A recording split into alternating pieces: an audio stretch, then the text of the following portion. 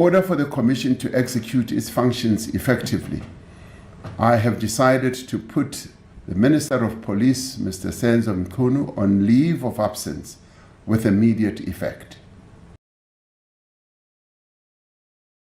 When President Cyril Ramaphosa placed the Minister of Police on special leave, many South Africans asked the obvious question: why not just fire him? In a country fatigued by corruption scandals, delays in accountability, and the slow grind of justice, the move felt like déjà vu. Another politician under fire, yet still drawing a salary, retaining privileges, and escaping real consequence. But beneath the frustration lies a far more complex reality. Ramaphosa's decision wasn't a retreat. It was a maneuver, a calculated one. This isn't just about a minister. It's about how power is managed in a post-majority ANC, in a country teetering between reform and relapse. I have decided to put the Minister of Police, Mr. Mkhwanazi, on leave of absence.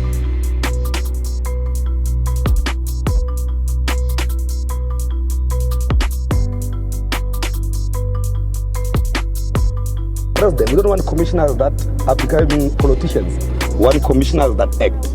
Now, we don't want him to be a pop star. If he wants to contest politics, he must come to branches of the ANC and contest. I am Mchunu, with immediate effect. Mchunu came with a budget.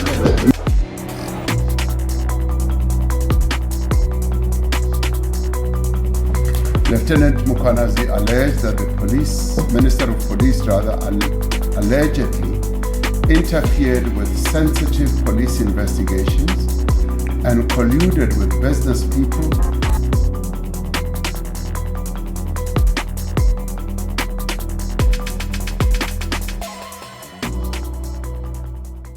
The politics of restraint. To the untrained eye, special leave is a soft option, a diplomatic shrug. But in political strategy, restraint often masks control.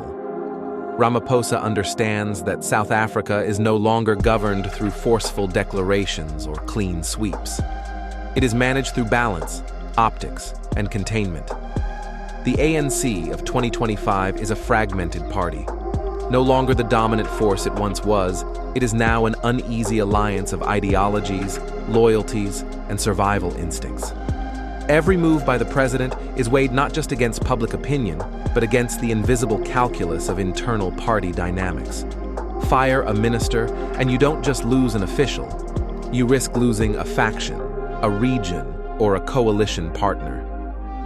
The theater of delay. Ramaphosa's special leave decision should be read less as weakness and more as a page from the classic handbook of political survival. In his hands, delay is not inaction. It is a deliberate deferral, a way to manage volatility while preserving the illusion of order. By not firing the minister outright, Ramaphosa achieves several things. He signals responsiveness to public concerns. He avoids a premature judgment that could be overturned by legal or political developments. He buys time to investigate, to negotiate, or simply to wait for the storm to pass. Most crucially, he does all of this while maintaining leverage. The minister is neither exonerated nor exiled.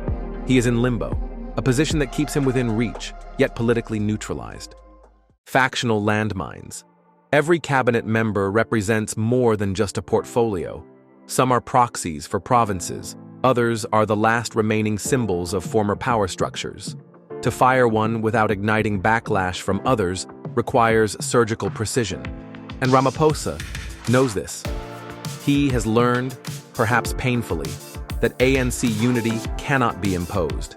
It must be managed. The president is not merely leading a party. He is mediating between warring tribes under a single flag. In such a climate, the wrong move at the wrong time doesn't just cost a minister, it can cost an election. Keeping the exit quiet. There is another, subtler advantage to special leave. It allows for quiet exits. If the investigation yields damning evidence, the minister can be reshuffled out discreetly, without drama, without spectacle.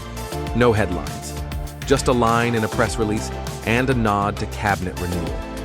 By avoiding the political guillotine, Ramaphosa preserves the dignity of the office, both his and the ministers. In a country that has seen ministers fall under clouds of disgrace, perhaps this approach is a bid to handle things with a touch more control, a president's dilemma. This is the paradox of Ramaphosa's leadership. His greatest strength is also his greatest criticism. He is cautious, measured, often too measured for a nation desperate for boldness. Yet, in the grand chessboard of South African politics, where a wrong move can tip the entire board, his caution may be the only thing keeping the game going. He walks a tightrope between reform and realism, between ethics and expedience. And sometimes, placing a minister on special leave isn't about protecting the individual. It's about protecting the presidency, the party, and the fragile consensus that holds them together. Final thought. In politics, timing is everything. Ramaphosa may yet fire his minister, or he may let him return, chastened but not broken. Either way, special leave was never the destination. It was the holding bay. And in the slow, brutal art of South African politics, sometimes the decision not to act, yet, is the most powerful action of all.